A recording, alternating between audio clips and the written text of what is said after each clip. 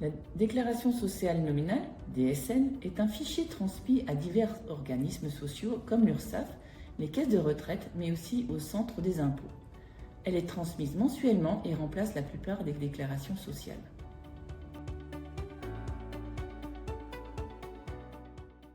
Les informations transmises mensuellement via la DSN concernent l'identification de l'entreprise, des salariés, mais également les éléments de rémunération et de cotisation sociale dues. Les données transmises sont le reflet de la situation des salariés au moment où la paye a été réalisée. Entre deux DSN mensuels, il convient de transmettre des DSN de signalement pour informer les organismes d'événements qui ont un impact sur la paye, tels que l'embauche, la fin de contrat ou les arrêts de travail. La DSN d'amorçage fait partie des DSN événementiels. Elle n'est pas obligatoire mais permet de signaler une embauche afin de pouvoir récupérer le taux PASS personnalisé du futur salarié. Par contre, elle ne remplace pas la déclaration préalable à l'embauche qui, elle, est obligatoire.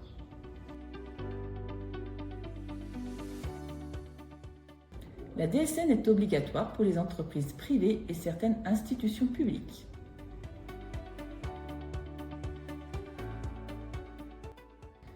La DSN est transmise de façon dématérialisée via un logiciel de paie compatible avec la norme technique. Elle doit être émise pour chaque établissement, SIRET, et inclure tous les salariés qui y sont rattachés. Les entreprises qui ont des salariés rattachés à la mutualité de santé agricole doivent transmettre la DSN au portail MSA, les autres sur le portail de Net Entreprise. On trouve les informations nécessaires au traitement de la DSN sur le site de Net Entreprise.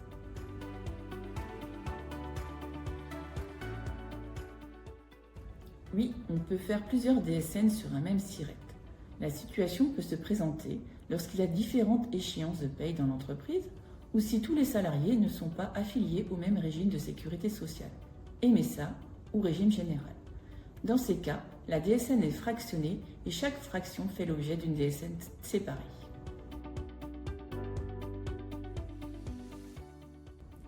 Les dates limites de transmission varient selon la situation de l'employeur. L'échéance est soit le 5 ou le 15 du mois à midi. Si l'échéance coïncide avec un jour férié ou non ouvré, il est repoussé au jour ouvrable suivant. Cela dépend de l'effectif de l'entreprise, de la période de versement des payes ou encore avoir été défini en accord avec l'URSSAF.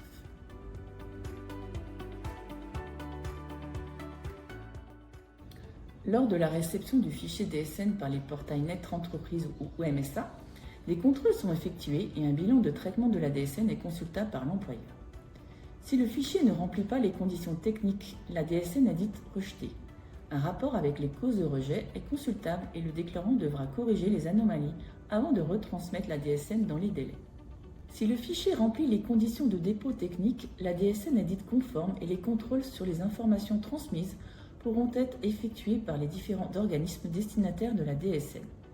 À ce stade, cela signifie que mon fichier est conforme, mais il restera encore à vérifier si la DSN ne comporte pas d'anomalie. Après contrôle des données, les organismes et administrations destinataires de la DSN retournent des comptes rendus métiers CRM. Ces CRM sont mis à disposition de l'employeur pour l'informer d'éventuelles anomalies qui peuvent être bloquantes ou non bloquantes. Les anomalies bloquantes entraînent le rejet de la DSN. Elles sont donc à corriger et la DSN rectifiée sera à déposer avant l'échéance du mois en cours. Les anomalies non bloquantes sont à corriger soit dans la DSN du mois suivant, soit dans la DSN du mois en cours, si réalisées dans les délais. Malgré ces anomalies, la DSN est acceptée.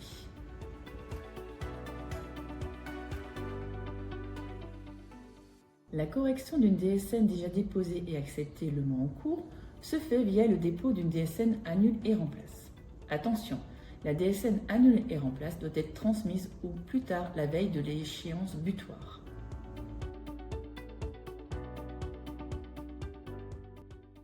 Des pénalités peuvent être appliquées en cas de retard ou d'omission de déclaration, mais aussi en cas d'inexactitude ou d'absence de conformité de la norme.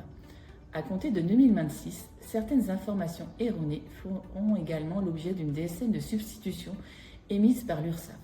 Sauf justification, cette nouvelle DSN s'imposera aux employeurs et pourra faire l'objet de versements de cotisations supplémentaires.